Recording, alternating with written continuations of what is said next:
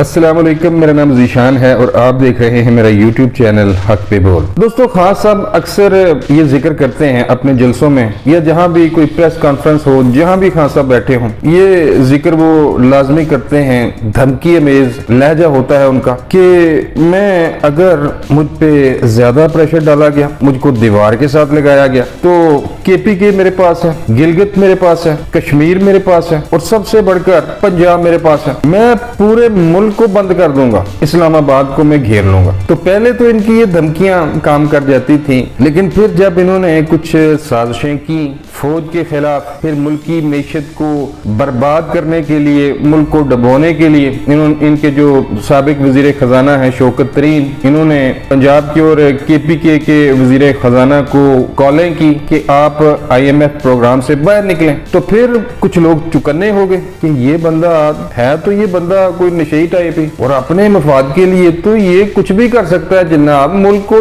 दाव पे लगा सकता है, ये कोई भी पत्ता खेल सकता है। तो मैं काफी दिनों से आपको कह रहा था, अल्लाह के फजल करम से हमने 10-15 दिन पहले वीडियो बनाई थी कि पंजाब इनके हाथ से अब जाने वाला है, चाहे जितने मर्जी हाथ पांव मार लें, जो कुछ मर्जी कर लें, ये पंजाब को ये नहीं बचा पाएंगे। वजह क्या थी कि अब कुछ हलकों को, मैं नाम नहीं ले सकता, मजबूरियां होती हैं कुछ, तो अब कुछ लोग ये सोच रहे हैं, कुछ हलके ये सोच रहे हैं कि ये मुल्क और कौम के लिए इंतहाई खतरनाक है। ये कहते हैं ना कि मैं खतरनाक हो चुका हूँ, ठीक है जी। तो आज भी ये अदालत गए, इंसदाद दहशतगर्दी की अदालत में, सहाफी ने पूछ लिया कि -1 आपको तो निकालने की कोशिश की जा रही है सियासत से। तो वहां पर खान साहब ने ये कहा कि मैं बहुत ज्यादा खतरनाक हो गया हूँ। भाई क्या खतरनाक हो गए तुम, हमें भी कुछ बता दो, क्या खतरनाक हो गए आप? जलसे तुम्हारे नाकाम हुए सारे, एक एक जलसे पे इसने करोड़ों रुपया लगाया। किसका लगाया भाई? वो आवाम का ही लूटा हुआ पैसा है, वो आपका पैसा है जो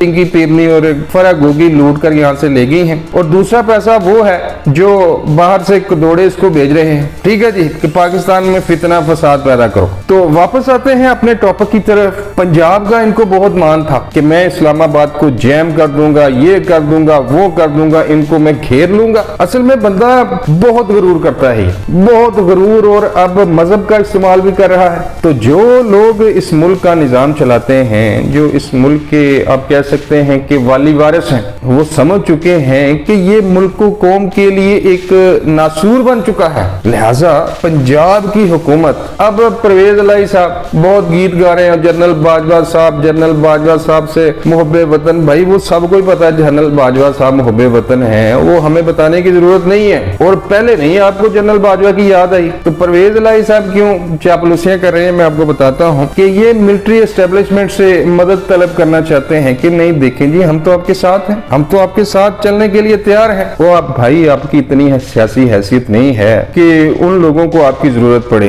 तो परवेज इलाही साहब पूरे हाथ पांव मार रहे हैं कि किसी न किसी तरीके से और मजे लूटे जाए और मुल्क को लूटा जाए, और कम से कम कुछ 6 माह तक अपनी हुकूमत चलाई जाए। लेकिन हवाओं के रुख बदल चुके हैं। खबर में जो आपको देने लगा हूं, एक खबर तो ये है कि पंजाब असेंबली से काफ लीग के 6 MP और पाकिस्तान तहरीक इंसाफ की पहले 12 की खबर आ रही थी, लेकिन अब ये कहा जा रहा है कि पाकिस्तान तहरीक इंसाफ के 24 से 30 MPA मुस्लिम लीग नून के साथ राब्ते में हैं, बल्कि ये तक कहा जा रहा है कि मुलाकातें भी हो गई हैं। भाई हमने ऐसे नहीं कह दिया था कि हमजा दोबारा आने वाला है। तो इसके बाद एक और मुलाकात हुई है, और इस मुलाकात के बारे में मैं आपको बताता हूं कि PTI की सफों में हलचल मच गई है। वो मुलाकात है, आप चौधरी सरवर साहब को तो जानते होंगे, गवर्नर पंजाब है, इमरान खान साहब ने इनको हटा दिया था, तो तब से ये PTI से नाराज थे। कहा जा रहा है कि लंदन से चौधरी सरवर साहब को कुछ हदायत मिली हैं। लंदन से, आप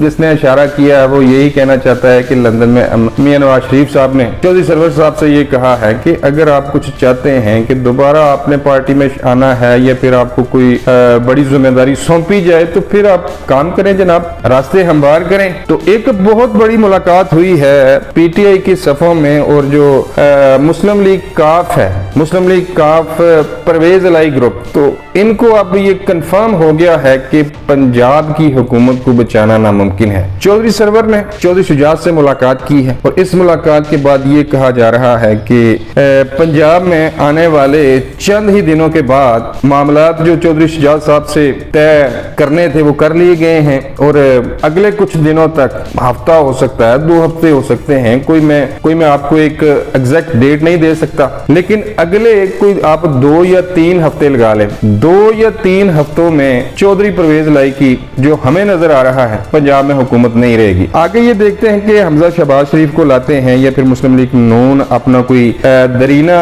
पुराना सियासी वर्कर आगे लाती है, जो कि मुस्लिम लीग नून पर दबाव डाला जा रहा है कि भाई आपने तमाम वजारतें अपने घर में ही रखनी है। तो ठीक है, हमजा शहबाज शरीफ का नाम भी लिखा गया कि नहीं जी वो भी पंजाब के चीफ मिनिस्टर रहे हैं, तो अब कोई ऐसा अपना कारकुन आगे लाएं, कोई साद रफीक जैसा कारकुन। चलो साद रफीक साहब तो MNA हैं, लेकिन और बहुत सारे मुस्लिम लीग नून में लीडर हैं जिन्होंने बहुत मेहनत की है नून के लिए। तो ये भाई अब तकरीबन कंफर्म है, हवाओं के रुख बदले जा चुके हैं। परवेज लाई हुकूमत अपनी आखिरी सांसें ले रही है और मुस्लिम लीग नून दोबारा से पंजाब में अपनी हुकूमत बनाती नजर आ रही है। तो ये एक बड़ी खबर निकलकर सामने आई थी, सोचा आपके गोश गुजार करता। चलो वीडियो अच्छी लगे तो लाइक करें और चैनल भी सब्सक्राइब कर दिया करें यार। देखते तो बहुत सारे लोग हैं मेरी वीडियो, लेकिन सब्सक्राइब कम लोगों ने किया है, तो लिहाजा चैनल को सब्सक्राइब भी करें।